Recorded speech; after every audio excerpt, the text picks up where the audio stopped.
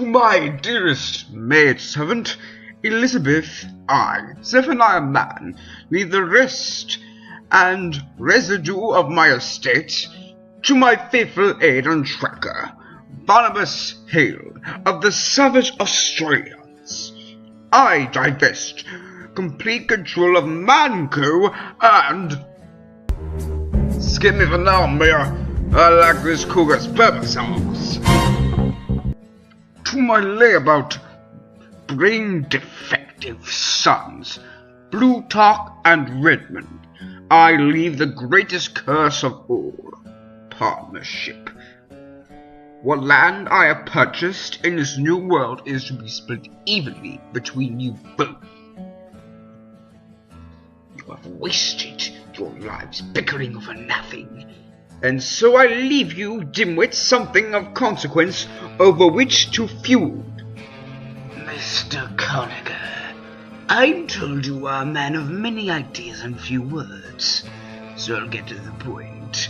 40 years ago, my brother and I inherited a considerable parcel of land to share.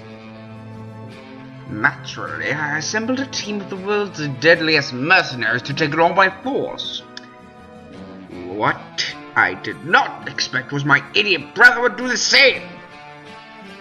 My 10-minute land grab became an interactable stalemate. The solution?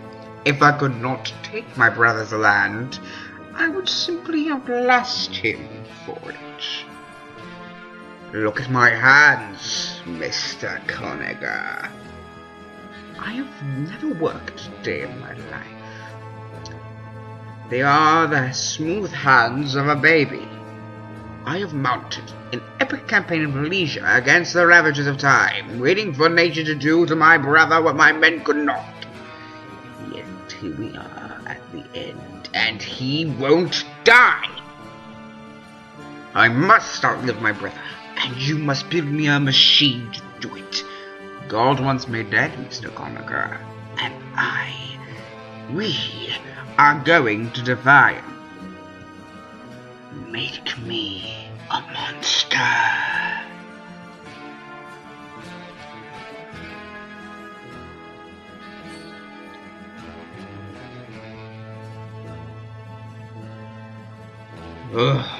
Alright. Don't just stand there in the rain, Mr. Conager. Come in. You're soaked to the bone, poor thing. Who? It will save us a lot of trouble and time if you don't ask who I am, or how I know what I know. Who I am does not concern you. What I know is that you've agreed to build Plutarch Man a machine that will prolong his life indefinitely. Yes, ma'am. Mr. Conager, could I possibly convince you not to build this machine? No, ma'am. No, I didn't think so. So let me provide an alternative. For the last 40 years, the Australians have outpaced the world in technology. And this is confounding, since, by all appearances, they are a nation of idiots. Teleportation, cloaking, the entire spectrum of mustache sciences. Every one of mankind's innovations now comes from the lager-pickled brain of an Australian. Because of this, gold, not gold, Mr. Conager, Australian. Why is there a picture of a man boxing a kangaroo on it? It's how they chose their king. As I said, idiots. Idiots, rather accidentally stranded out of the planet's only deposit of a transformative new element. They're fanatically secretive about it, but I've spent the last decade hunting it ounce by ounce. I've managed to amass 100 pounds. It's yours. Think, Mr. Conager, if this element can make a genius out of Australian, what would it do for a man of your faculties? Use it to build LooseCannon his immortality machine if you must. All I ask is you build one for Redmond as well. Mr. Conager, Mr. Man will see you now. Yes, ma'am. Say, ain't that an original kick-out, so is it? What an excellent eye you have, Mr. Conager. It is from his Haunted in the Jungle period, I believe. Why don't you go ahead and call me Dale, ma'am? Mr. Conager is my grandfather's name. Yes, I remember. How much do you know of his relationship with the man, Dale? First I've heard he had one, ma'am. Riding Conager was not a chatty man. 60 years ago, your grandfather solved a rather sensitive problem for us. Well, maybe solved is too strong a word, but I'm sure Mr. Man will want to tell you all about it himself. Oh, one last thing. Even if he offers, do not shake his hand. He forgets sometimes. And then what do you think my rat-stink twin brother did? He picked one too, that's what.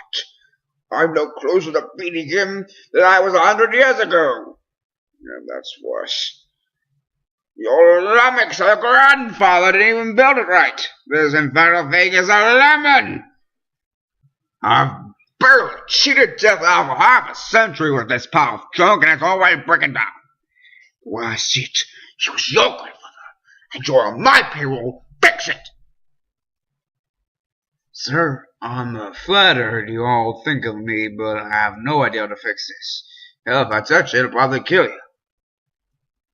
What if you had access to your grandfather's blueprints? Well, that's a different story. Not much of that. The old man had him buried with him. Yes, I dug up your grandfather and looted his corpse. If it makes you feel any better, those scribblings have been the bane of my existence for 60 years.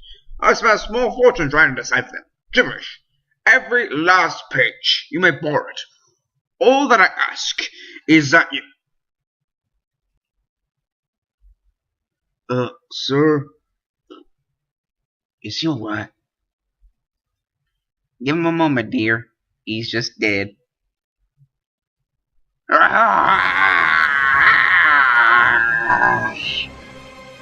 Every day you're dead a little longer, Mr. Conager. I have seen the other side. There is nothing there. Now fix this machine. I appreciate that you're my employer and old man besides. But if you don't take your goddamn hands off me, I will break you in half.